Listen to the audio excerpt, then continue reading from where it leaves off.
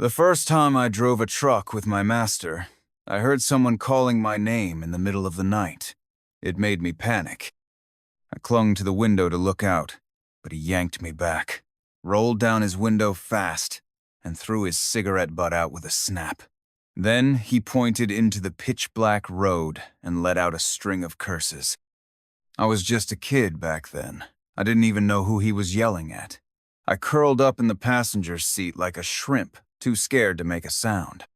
After that, I drove trucks alone for more than 10 years, and never again heard someone call my name at night until 3 days ago, when I suddenly got word that my master had passed away.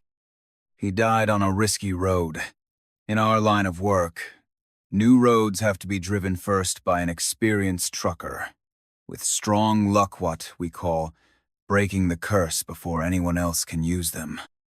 Those who take on this job get red envelopes, sometimes even commissions from freight companies, but it's dangerous, because you never know what you might run into out there. My master used to take these jobs when he was young. I learned how to do them from him, but he was already 61 and retired. Why would he go do it again? I couldn't figure it out. When I arrived at the morning hall, the place was in chaos. Just 'cause the old man died doesn't mean the debt's off. Where's your son? Dead too? A few thuggish men surrounded my master's widow. She clutched his photo tight against her chest, thin and frail. You trying to play dumb with us? One of them barked, shoving her hard. You old bitch. I'm talking to you. I rushed over and grabbed the leader by the collar. The hell did you just say? Before he could finish, I had lifted him clean off the ground by his shirt. I'm a big guy, broad-shouldered, with a face that scares people. Folks used to say I looked like Zhang Fei or Li Kui. These bullies could bark in front of the weak, but when they saw me, they turned into yapping little mutts. Hey, man, what crew you with? The leader stammered, legs kicking but not reaching the ground. His goons froze, none of them daring to step in. Luke! My master's widow looked up and finally let her tears fall. Name's Luke Dawson, I said coldly to the man dangling in my grip. Whatever my master owed you, come to me for it. Touch his widow again, and I'll skin you alive. I tossed them out of the hall. They only dared to shake fists at me from a distance. When I took a step toward them, they scattered like rats. Back in the hall, I helped the widow steady herself. She gently placed the photo back on the altar and tugged my sleeve. Luke, burn some incense for your master. He always worried about you. I knelt down. His face in the photo looked just like I remembered. He was a righteous man who lived an honest life. I first met him on the road. I was new to trucking, knew nothing. My first job, I got tricked into driving on an untested route at night. Everything seemed fine until I heard opera music and shouting outside the window. I figured some village nearby was putting on a play and decided to check it out. The moment I switched lanes, a big rig sped up behind me. Pull over! Get out! The driver shouted through the window. I didn't know him, but he looked furious. I didn't want to engage, but he kept tailing me, honking like crazy. It was driving me nuts. I finally pulled over. I was young, but already pushing 6'3". I wasn't afraid of him. What I didn't expect was for him to grab me with a grip like iron and drag me toward his truck. Where the hell do you think you're going, kid? You trying to die? You're going this way. Why can't I? I pushed back, trying to reason with him. The road's for everyone. I just wanted to check out the opera. You were the one tailing me. Opera? He sneered. We're in the middle of nowhere, kid. Where do you think you're gonna find opera out here? His words, plus the cold night wind, gave me the chills. The singing and shouting I'd heard vanished into the mountain wind, like it had all been in my head. Turns out, my master was on that road that night, doing a curse-breaking run. He saw me and thought I was another old hand. But then he realized I was clueless about to steer right into the guardrail, and that's when he stepped in. Thankfully, I listened and got in his truck. That was the first time I learned about breaking curses. I've driven that road since. It winds through the mountains, no villages, not even a cemetery in sight. To this day, I still don't know what I heard that night. But after that, my master took a liking to me and accepted me as his apprentice. I spent 2 years in his truck. His name was Larry Morgan. When he took me in, he'd already been trucking for nearly 20 years. He was well known in the business. He taught me everything he knew. With his guidance and my own good luck, I became a curse breaker too. By 30, I had my own logistics company and a happy life. But fate turned cruel overnight. My parents died one after the other. My wife passed from illness. My business partner bankrupted the company, and I was left with massive debt. I tried to hide it from my master. He was retired, after all, but he found out anyway. He carried over 50 pounds of beef to my house. Before leaving, he slipped me a bank card with 200 grand in it. "Luke," he said, "no one's life goes smoothly forever. Just stay honest. Pay your debts. Start over." I lit incense for him and bowed deeply 3 times to his photo. The widow came to help me up. "Ma'am," I asked, "why would Master go curse-breaking again? And those guys just now, did he owe money because of me?" I was nervous. I was terrified he'd gotten into trouble for helping me. "No," she shook her head gently. "He never borrowed money from anyone. The money he gave you was from our savings over the years." "Then why?" "It's my brother's fault," someone snapped from the doorway. It was Julia Morgan, his daughter. Julia was born late, just graduated college this year. Her eyes were red, and she was carrying bags of funeral paper money. I rushed over to help. "Was it Jack? He owed someone?" Jack Morgan, the eldest son, was only 3 years younger than me. No job, unmarried, always causing trouble. "I haven't seen him. Where is he?" That's when it hit me his father had just died, and he wasn't even in the mourning hall. "Who knows?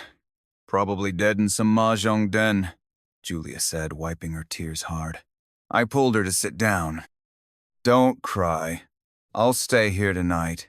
You and your mom should get some rest." Julia shook her head. "No, it's the last night. I want to be with Dad." My master's body had been laid out for 3 days. He was to be cremated tomorrow. Julia and I stayed with him through the final night. He died in a car crash, and his body wasn't in good shape, so there was no glass coffin. I didn't even get a final look. But near dawn, I had a dream. I was driving through the dark. Then, I heard someone calling my name. It had happened once before, years ago, and my master had warned me. If someone calls your name at night while you're driving, never respond. Don't even look. But, in the dream, I couldn't stay still. The voice outside the window was too familiar. It was my master's. I reached for the window, hoping to get a glimpse. Then, someone slapped me on the back. I jolted awake. It was just before sunrise. I'd fallen asleep on the steps outside the mourning hall. Julia was curled up in a chair, dreaming too. I turned to look at my master's coffin and wiped my face. It was wet. By 9, all of Master's old trucker buddies had arrived. They'd all been in the business for decades. When they heard he was gone, the grief in the room was palpable. Halfway through the funeral, Jack finally showed up, shameless as ever. Some relatives wanted to teach him a lesson, but held back after all. It was a funeral. After the cremation, old Aaron, one of Master's closest friends, pulled me aside. "Luke," he said, "I heard your master didn't die on a curse-breaking road. Is that true?" I nodded. "He did it to help Jack pay off debts." "Damn, that's not good," Aaron sighed. "In our line, if someone dies off route, You have to go out on the road on the 20th day and call their soul back before they can be buried. But your master didn't finish the curse. Who's gonna risk going out there? I'll go, I said without thinking. I'll bring him back. You can't go alone. Jack has to come too. He's the eldest son. His voice is the strongest for calling souls. Tony chimed in. Where is he anyway? People looked around. Jack was gone again. Just then, we heard Julia screaming outside. Jack, what the hell are you doing? Are you even human? You can't take that money. I rushed out and saw Jack stuffing a wad of cash into his bag. It was all money people had left for the funeral. Julia had been writing in the guest book, not expecting Jack to sneak over for the funeral cash. Jack, put the money down, I shouted at him. Master had already sold his repair shop to help pay Jack's debts. Even the 200 grand I gave back to him recently, every cent of it was gone. Now, I doubted the widow had enough money left to buy groceries. None of your business. Who do you think you are? Jack sneered, nose in the air. You took hundreds of thousands from my dad too. Don't think. I don't know. Jack, what are you doing? Old Aaron pleaded. Your dad's not even buried yet. Don't cause a scene. Who's causing a scene? Jack's voice grew louder. I didn't tell him to go trucking again. Why's everyone blaming me? Jack, are you even human? Julia cried, swinging the guest book at him. He slapped it out of her hands and shouted, Back off! Don't make me hit you! I stormed over and twisted Jack's arm. He yelped dramatically. Ow! Ow! Luke, you trying to kill me. My dad's not even cold yet, and you're hitting me. Just, you. Wait. Luke! The widow's voice came faintly from inside. Someone helped her out of the mourning hall. Her face was pale, and she was barely able to speak. Don't bother with him. Let him go. Don't let him disturb your master's peace. Mom! Julia bounced on her feet, frantic. But the widow only looked at Jack and said, If you've got even a shred of decency left, come back for your father's soul, calling on the 21st day. If not, don't ever come back. I'll pretend I never had a son like you. You come to this house again raising hell, I'll have someone break your legs. I gave birth to you, try me if you don't believe it. I let go of Jack. He still looked defiant. It's just a drive, right? What's this crap about calling souls and curses? You think that scares me? Fine, I'll go. Big deal. I don't owe you anything. And I'll pay back the money someday too.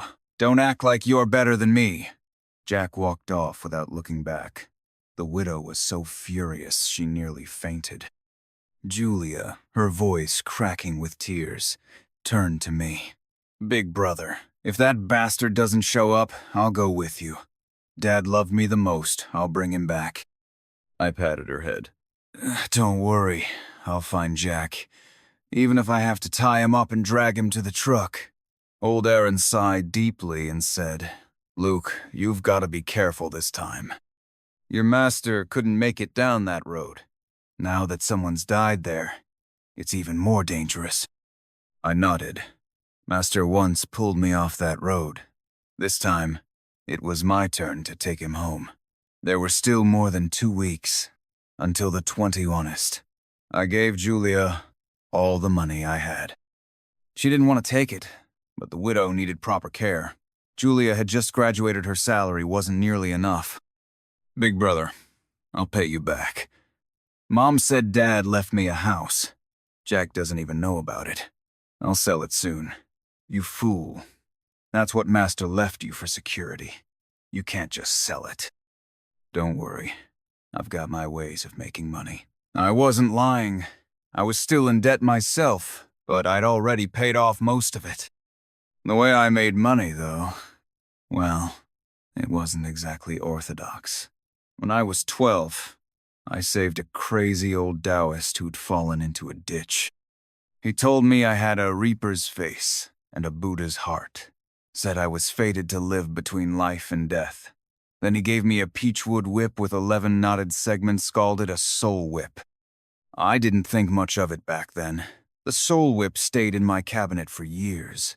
But after I hit rock bottom to pay off debts, I started taking odd jobs cleansing haunted houses, severing bad karma. That's when I brought the whip out again. Looking back, my life had always hovered around the line between this world and the next, just like the old man said. After the funeral, I settled the widow and Julia, then immediately set out to meet a new client. This one was a referral from a friend. He was around my age, named Carlos Mera, in the liquor business. He was slightly overweight, with a noticeable beer belly. But for a man in his 30s, he looked completely drained, like he'd been bedridden for months. He couldn't even stand up straight. When he saw me, there was no excitement in his eyes, like he'd already given up. I thought you were some kind of mystical sage. I'm just an ordinary guy, I said, taking a seat across from him. Carlos told me he used to be perfectly healthy. Sure, he had some weight issues, but nothing serious. Then, at the start of the year, he suddenly got sick, started with dizziness, then shortness of breath, and eventually full-body pain. It's like a mountain pressing down on me, Carlos said, his body trembling as he spoke. I've been to every hospital, every department, even psychiatry. He let out a bitter laugh. But no one found anything wrong.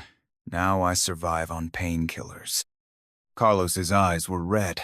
His voice trembled with frustration and confusion. I don't get it. Why is this happening to me? I've worked so hard, all my life. I've done so many good deeds, donated blood, given money to orphans, volunteered in nursing homes, hired disabled workers.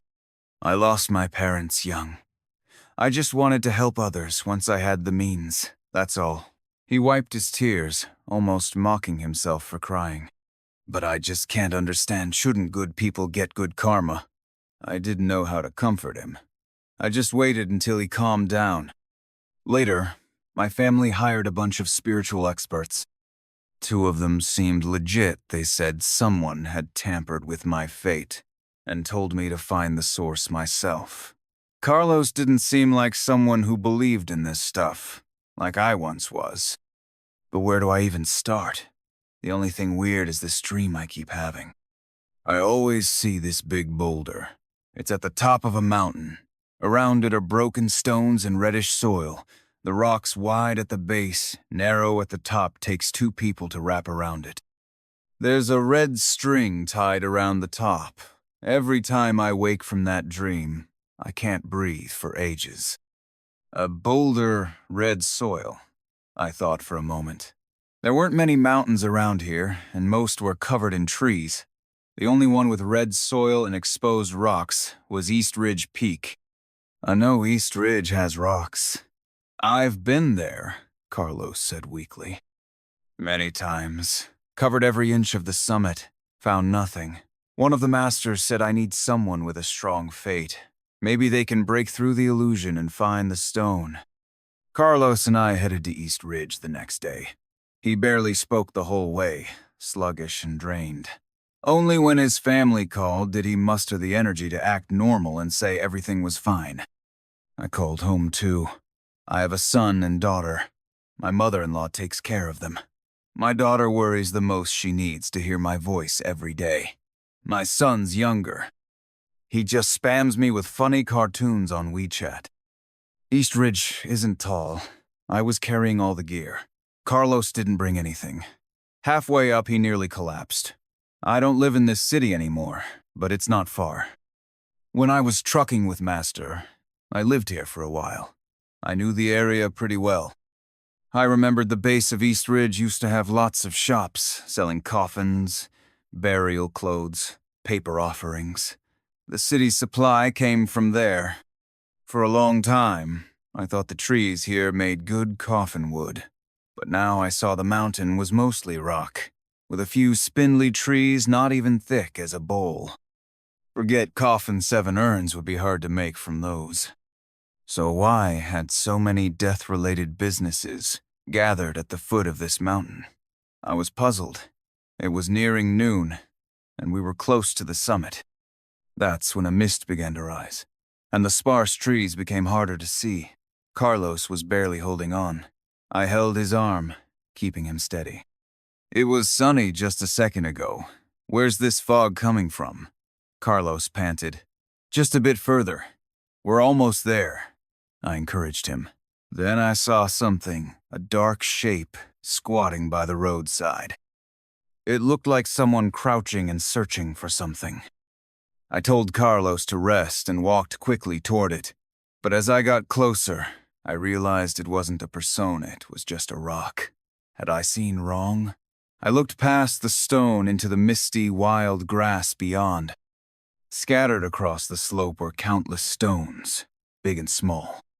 From a distance, it looked like dozens of people crouching, all with their heads down, digging through the dirt. I shook my head to clear the thought and turned back to find Carlos. That's when I got a shock he was gone. Terrified something had happened, I ran back. Finally, I saw him. He hadn't gone far. He was crouching behind a tree. I sighed with relief and approached him. You okay? Can you keep going? Carlos didn't answer me. He had his back to me, cheeks bulging, muttering something under his breath while his hands clawed frantically at the dirt. What are you doing, Carlos? His behavior gave me a cold sweat. I grabbed his shoulders and turned him around, only to be horrified at the sight of his mouth stuffed full of rocks. He looked at me with vacant eyes and tried to shove another stone in. Are you out of your mind? Spit it out! I held him down, trying to get him to spit. If he swallowed one, it could kill him. But Carlos clenched his teeth tight and refused. I grabbed his jaw and forced his mouth open, digging the stones out while he thrashed and shoved me away, mumbling something I couldn't make out. I barely caught one word. Jade. I scraped out a mouthful of stones, tearing the corners of his mouth in the process. And yet, he still reached for more on the ground. I seized the moment and yanked the soul whip from around my waist. The air vibrated with a low, ominous hum. I lashed the whip across Carlos's back with a sharp crack. His body shuddered and he dropped to his knees. Carlos! I yelled. He suddenly burst into sobs and then began violently throwing up. I rushed to pat his back, helping him cough out the remaining stones. His mouth was a mess of cuts, but thankfully he hadn't swallowed any. We rested there for over half an hour until he could breathe properly again. I handed him clean water to rinse his mouth and asked if he could still make it to the top. He nodded. We're already here. Even if it kills me, I want to die knowing why. His bloodshot eyes were firm. I supported Carlos the rest of the way to the summit of East Ridge Peak. As we reached the top, the thick fog began to slowly recede. In a daze, I thought I saw countless boulders surrounding us. But once the mist cleared, there wasn't a single intact stone in sight. The summit was nearly flat, covered in rubble. Besides a sparse patch of woods, the place was completely exposed. Carlos slumped in despair. I've been here so many times. There's really nothing here. I crouched down and took a closer look at the stones. Something about them felt familiar. A friend of mine owns a quarry, and once I watched them blast a mountain. The broken rocks then looked exactly like these. Was this place ever blasted? I asked. Carlos thought for a moment, being a local, he'd know better than I would. I think I heard the elders talk about it. This mountain was sealed off decades ago. For a while, locals would hear loud bangs at night. Then one day, they found the top of East Ridge had been leveled out. If that was true, then it meant there really had been big rocks up here once. So where was the one from Carlos's dream?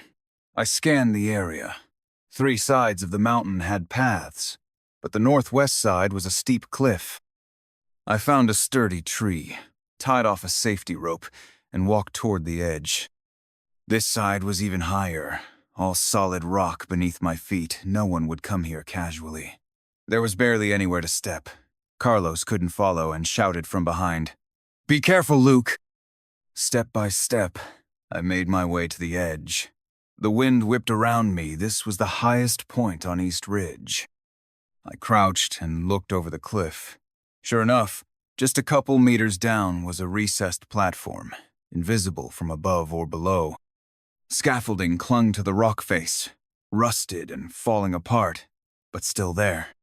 I stepped back and told Carlos there was something down there. I needed to check it out. He wouldn't let me go alone, so he crawled up to the cliff edge. He couldn't descend, but he could keep watch. I hammered a pitone into the wall, tied my rope, and began climbing down. The platform wasn't far. I could have reached it in a few steps, but midway down, the rope suddenly went slack. The platform curved inward and wasn't very wide. If I fell, I'd miss it completely. East Ridge was still a mountain. If I dropped, I'd be dead for sure. The moment the rope loosened, Carlos saw it. He lunged forward, thank God for his beer belly. He grabbed the rope with both hands and was yanked to the cliff's edge, his gut wedged into a rock crevice. That pause gave me just enough time to grab onto the scaffolding. I didn't care if it was sturdy. I hauled myself up. My fall stopped just in time. Carlos almost got pulled over with me, but he didn't flinch. Ignoring his fear and pain, he scrambled up and resecured the rope. I used the swaying scaffold to land safely on the platform. Facing the cliff wall, I saw a pitch-black cave entrance. Chisel marks surrounded it. It had been dug by hand. To the right of the entrance were faded traditional characters carved into stone. East Ridge Jade Mine. A jade mine? Here in the mountain? I'd never heard of that before. "Luke, are you okay?" Carlos shouted down in a panic. "I'm fine. There's a mine down here. I'm going in to check it out." "Be careful!" "I will." I slung on my gear, gripped the soul whip in one hand and the flashlight in the other, and stepped inside. My palm burned. My leg throbbed from a hard hit. I'd tied the rope tight. How did it loosen? I was seething. Whatever was inside this cavestone jade, even a god, I'd smash it to pieces. The tunnel was wide, but not deep. It ended in a cave-in. I hadn't walked far when I spotted a large stone in the center. Narrow at the top, wide at the base, with a frayed red rope looped around it. This had to be the stone from Carlos's dream. These kinds of stones are usually mined and used to anchor a site. Maybe that's why it had escaped the blast. It was hidden in here. I set the flashlight on a stand, then pulled a hammer, chisel, and stone splitter from my bag. As I moved closer, I noticed something in the corner behind the stone, a full stone coffin. I couldn't tell if it was natural or man-made. The surface was smooth, with no carvings. I ignored it. I was here to break the stone. I circled it, found a good angle, lined up the chisel, and smashed it hard. The cave echoed with a loud clang, dust flying everywhere. I didn't stop. A few more strikes, and cracks spidered across the surface. Out of the corner of my eye, I saw the stone coffin lid open. A dusty gray figure sat up. It looked like a shriveled old man. He slowly turned his head toward me and opened his mouth wide. Inside was a piece of emerald jade. "You son of a bitch," I snarled. "As soon as I'm done here, I'm gonna beat you to death." I kept hammering, driving the chisel deeper. Just as I reached for the stone splitter, something heavy landed on my back. Cold air swept across my neck. I glanced sideways. The old man was gone. My hair stood on end. I dropped the hammer and swung the soul whip behind me. But whatever it was had hidden itself. Well, I couldn't hit it. A foul stench filled my nose. My tongue swelled like something was stuffed in my mouth. I knew I was out of time. I grabbed the stone splitter and jammed it into the groove I'd just carved. The pressure on my back grew. I swear I could hear my bones grinding together. You motherf... I snatched the sledgehammer from the ground and swung it at the splitter with all my might. Adrenaline surged. I bit down on my tongue, flooding my mouth with blood. The hammer whooshed through the air and slammed the splitter half an inch into the rock. Deep cracks spidered across the stone. It felt like a mountain had collapsed onto my back. The cold breath on my neck turned ice daggers piercing into my bones. I coughed up a mouthful of blood. It splattered right onto the rock. Maybe it was my imagination, but the weight on me suddenly lifted. I raised the sledgehammer again and brought it down hard. The whole mountain seemed to tremble. I didn't stop, just kept swinging. Clang after clang, I pounded the splitter in until finally the stone let out a sharp crack and collapsed into several jagged pieces. I fell to the ground, throat burning, and vomited a gush of foul black blood. The pressure on my back vanished. I grabbed the soul whip and cursed as I stumbled toward the stone coffin in the corner. But when I got close, I saw there was no coffin at all, just a rectangular stone trough. No lid, nothing inside. Probably used to store tools back in the mining days. I had no idea how I could have mistaken it for a coffin. Just then, I heard Carlos yelling from above. I must have been inside too long. He was worried something had happened. His voice was anxious, scared even, but no longer weak like before. I dug into the soft red dirt beside the broken stone and uncovered a metal box. I climbed back up the cliff and opened it with Carlos. Inside was a sheet of yellow talisman paper, covered in tiny, dense writing, a full account of Carlos's life. It listed all the good deeds he'd done over the years, who he helped, when, and how. There was also a sealed plastic pouch filled with thick, dark red liquid. We flipped it around a few times and found a piece of jade floating inside. We drove back to the city. Carlos said the pain was mostly gone, just lingering fatigue. He planned to ask around about the jade and get back to me. As for the yellow paper, he said he had a good guess who wrote it. Only a handful of people knew his life that well. On the way back, we passed the cluster of coffin and paper offering shops near East Ridge. Most of the little workshops had gone out of business. Old slogans still faded on the cracked walls. One line caught my eye. Live with virtue, die with jade in your mouth. Be reborn noble in the next life. Suddenly, it all clicked why so many death-related businesses had gathered below East Ridge. It must have something to do with that jade mine. After all, putting jade in a corpse's mouth was easy. Living a virtuous life, that was the hard part. Carlos paid me 80 grand for the job.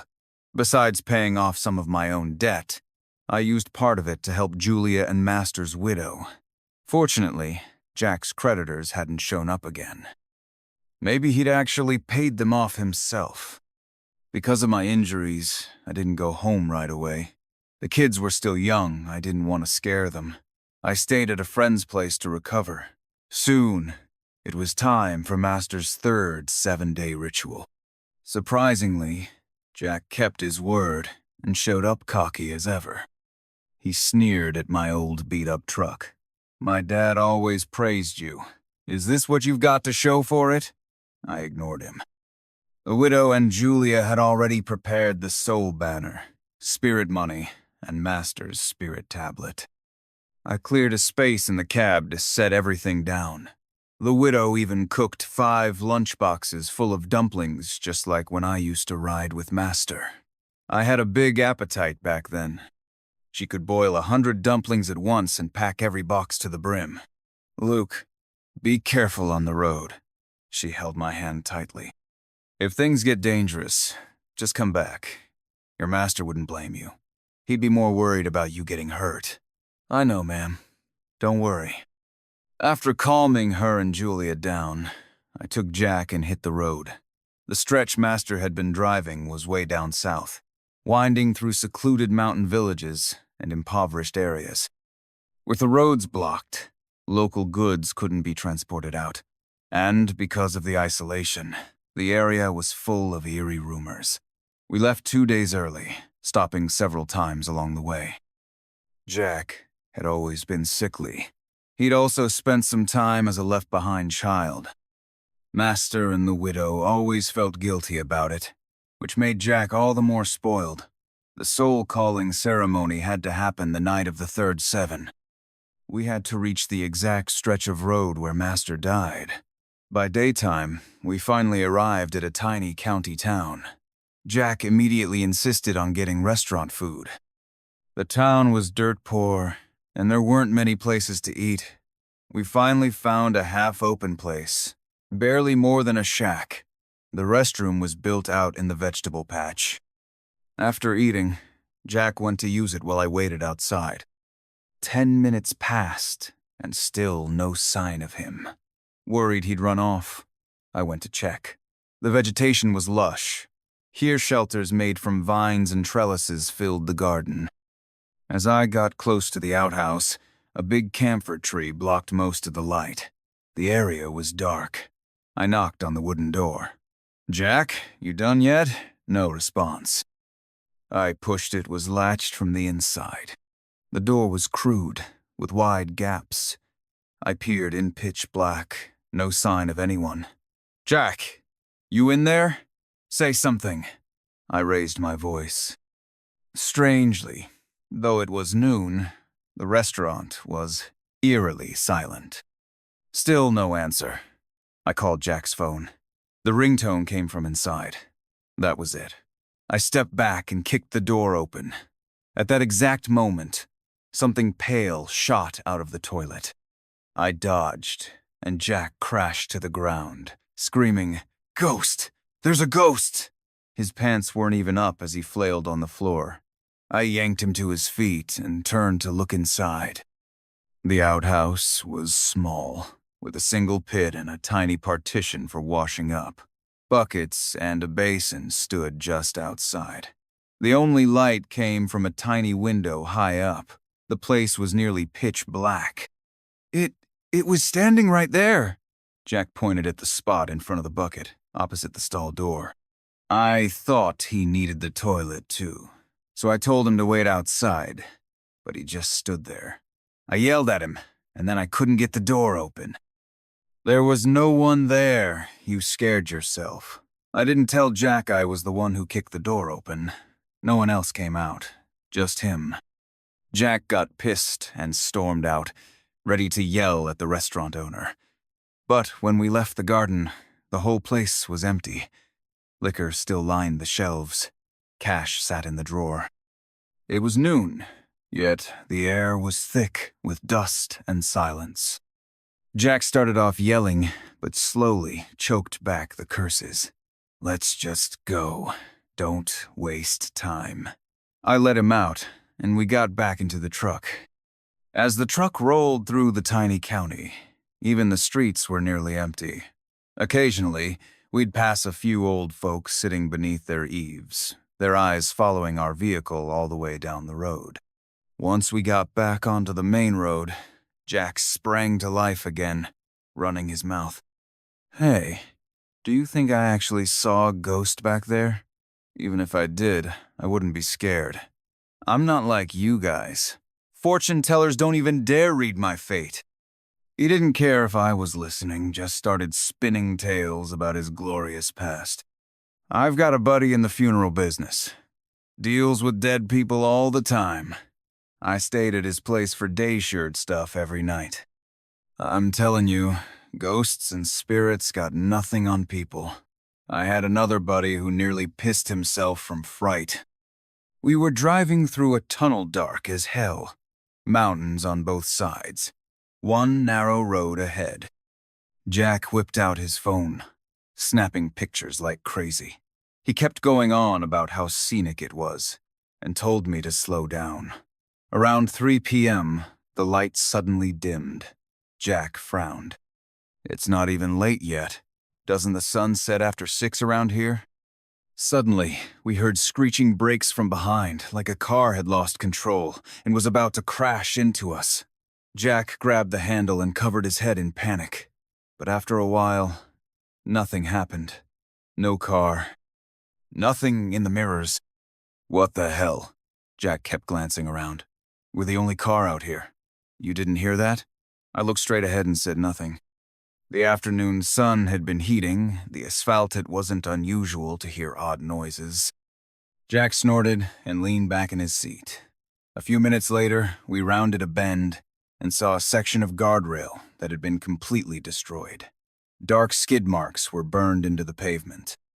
Jack gulped and gave me a quick glance. I said nothing. It was just a crash. On winding roads like this, with low visibility, they were all too common. We kept driving for over an hour. The sky was almost completely black when the rain began huge drops pounding the windshield, turning visibility to 0. I slowed down and switched on all the lights. But the rain came down like a waterfall. Even the wipers couldn't keep up. Ahead, the road twisted and turned endlessly. I dropped to a crawl. Thankfully, this was a newly opened highway, not much traffic. Jack got quiet for once, nervously watching the road through the window. Then, we started seeing people along the roadside. Some had umbrellas, others wore raincoats, faces hidden in the downpour. No idea where they came from. There weren't any intersections nearby, just mountains. Why are there so many people? Did something happen up ahead? Jack's voice was low. I knew that tone had meant he was scared. If I didn't let him talk, he'd get worse. Maybe the rain's got them stuck out here, I said calmly, still creeping along. At first, they stayed by the roadside, but eventually, some began to cross over the guardrails. The ones crossing over didn't come toward us. They turned and started walking in the same direction as we were. What the hell are they doing? Jack shrank into his seat. Bunch of lunatics. If there was a crash, they should call the cops. Why follow us? A few minutes later, the rain lightened, and the crowd of people fell behind. Suddenly, we saw hazard lights flashing up ahead. As we approached, Jack craned his neck to get a better look. A black sedan was parked on the shoulder. A man, presumably the driver, was standing behind it, waving at us. Can't he see all those weirdos behind him? Should we stop? Jack asked. Roll down the window and ask what he wants, I said. Probably just needs help. Jack grumbled but did as I said, yelling out the window. Hey man, need help? The driver straightened and said something to Jack, but either his voice was too low or the rain too loud, we couldn't make it out. What's with this guy? Jack muttered. He's just mouthing words. Can't he speak up?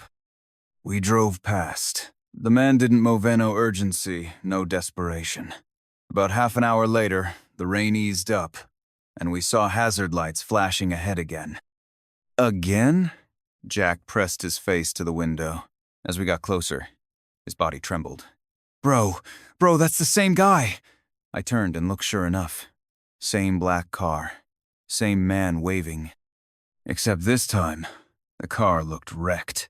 Windows shattered. Taillights gone. The driver still stood there waving. Jack ducked out of sight, curled into the seat. Drive. Just go. Something's wrong, man. I sped up. It was nearly 5 p.m. Jack checked the GPS, muttering to himself. Is this a ghost loop? No, we're moving forward. Then what the hell's going on? Stay calm, I said. Don't forget we're breaking a curse. Jack looked up at me, hand trembling around his phone. And then more flashing lights ahead. Jack covered his face immediately. I glanced out the window. Same car, same driver. But this time, the car was just a skeleton of its former self. Plants had started growing over it. The driver's clothes were torn to shreds. Half his head was caved in. blood running down his face. "If it happens again, open the window and ask what he wants," I said. "Are you out of your damn mind?" Jack was hyperventilating. "You don't even know what that thing is. Are you trying to kill me?" I shot him a glare. "If you don't do it, I'll toss you out myself."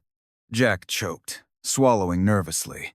Not long after, we saw the hazard lights again. I nudged him. "Window." This time, I slowed down even more. Cold rain drifted in. It was nearly over now. Jack was shaking, too scared to look directly.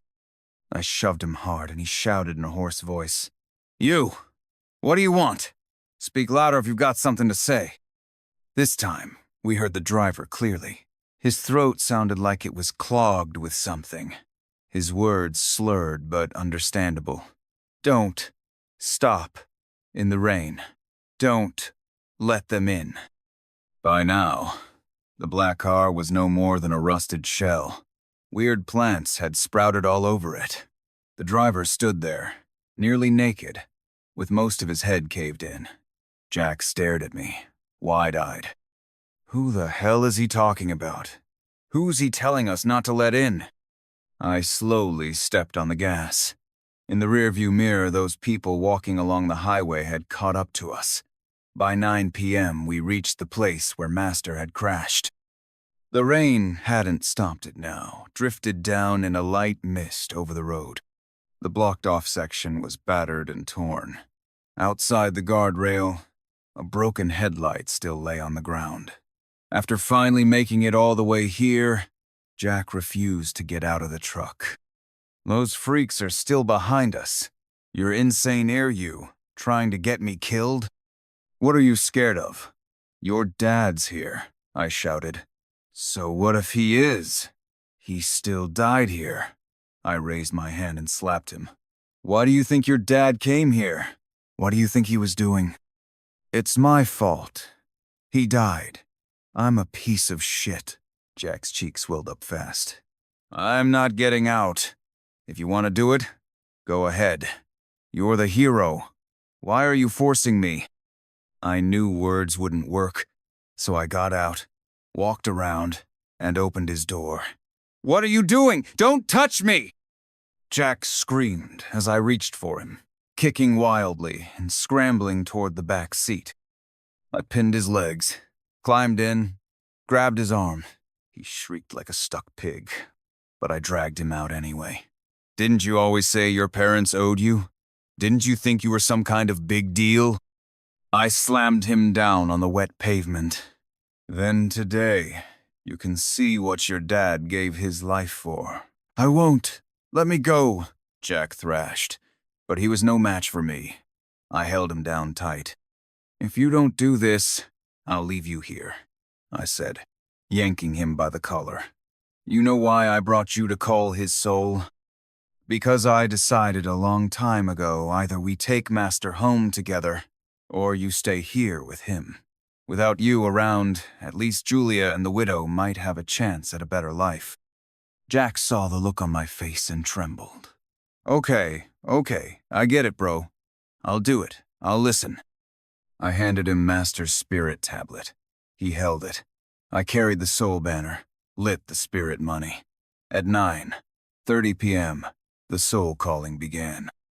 "Dad," I kicked Jack lightly, full name first.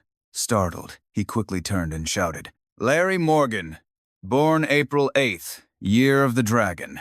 Killed in an accident. Your son Jack and disciple Luke call your soul to return. Your home lies northeast. A guiding light shines. Lotus flowers pave your way." When the call was done, we walked up and down that stretch of road, waving the soul banner and chanting. 999 steps we had to walk every single one. As Jack chanted, tears started to fall. His voice cracked. "Dad, come back. I'm here for you. I'm sorry." I looked up at the pitch-black sky and called out, "Master, it's time to go home." The rain started falling harder. We were nearly done. The forest fell eerily silent, not even the rustle of leaves. On the slopes beside the highway, shadows began to gather dark, shapeless figures too far to see clearly. Jack started shaking again, glancing at me nervously. "Keep walking," I said quietly. "Only 100 steps left." A mountain wind blew through, shaking the soul. Banner violently in my grip, I held tight and kept us moving forward. Jack's voice wavered between whispers and shouts. He was terrified. I had to chant with him. "Larry Morgan, return to us. Your home lies northeast. A guiding light leads the way." That's when the people who'd been following us started catching up again. Jack froze. I grabbed his arm and kept going. 30 steps left. 20. The shadows on the hillside began to move closer to the road. The cold wind bent the Soul Banner pole. Jack was babbling. "Dad, I'm sorry. Bro, I'm scared." Finally, step 999. The dark figures were now within the reach of our headlights.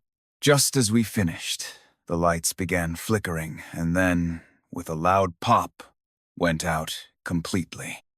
Those ghostly figures, umbrellas and raincoats still on, suddenly sped up. I shoved Jack. "Get in the truck!" I drew my soul whip and cracked it 3 times. "Pa! Pa! Pa!" Instantly, the figures vanished, but an icy chill slammed into my chest like a spear. Still, the whip's echo lingered. Whatever was outside the highway didn't dare come closer. I sprinted back to the cab. Jack scrambled in behind me, slamming the door shut, but at least he didn't drop Master's tablet. I fired up the engine and spun us around, but the world went dark. Screaming filled the cab, and pounding fists hammered the truck from every direction. Then it hit me.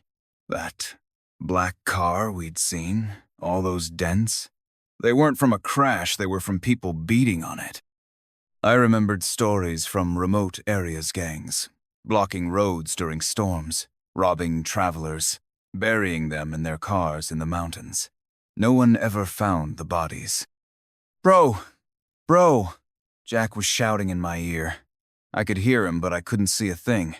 I yelled for him to grab the wheel. No answer. I reached for the soul whip. It should have been right by my side, but I couldn't feel it. Suddenly, a blinding light hit my face. My vision returned just in time to see the truck heading straight for the mountain wall. Jack hadn't heard. Mihei was screaming and clutching the door. I jerked the wheel hard. The truck scraped the guardrail but turned away just in time.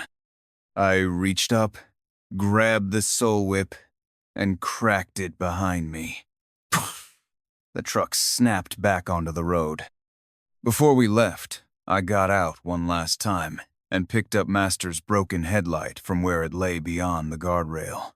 I think that flash of light earlier, it came from this. After Master passed, his old truck, his companion of more than 10 years, was finally scrapped. That headlight might be all that's left of it. Jack fell sick after we got back, burning up with a fever of 102. Even so, he insisted on helping bury Master. I don't know if this experience will truly change him, but I think, maybe, it'll leave something behind. After the funeral, I drove home. A few days later, Carlos called me. He told me he'd made a full recovery. Didn't even need medication anymore. He'd also looked into the jade and the history of East Ridge Peak. Apparently, the jade mined from East Ridge wasn't high quality, maybe because of the red soil. It was veined with red, and sometime long ago, some spiritualists claimed that blood-stained jade was ideal for placing in a corpse's mouth. It was said to accumulate merit and bless the next life. Over time, people started to believe in East Ridge jade. Many elderly folks dreamed of owning a piece before they died. Some even snuck up the mountain hoping to find scraps. But others felt they hadn't done enough good in this life. Even with jade, they wouldn't earn a better next one. That's when people began nurturing jade. Carlos's yellow paper had been used for Thathis, life's merit was being transferred into jade, to be used by someone else. He laughed bitterly at that part. Back then, East Ridge was littered with boulders, talismans, red threads. They tried to stop it, but it never ended until someone blasted the whole mountain apart. After we finished talking, Carlos finally told me someone close to him, a childhood friend, had sold his life story for 20,000 yuan. Over the phone, Carlos sighed deeply.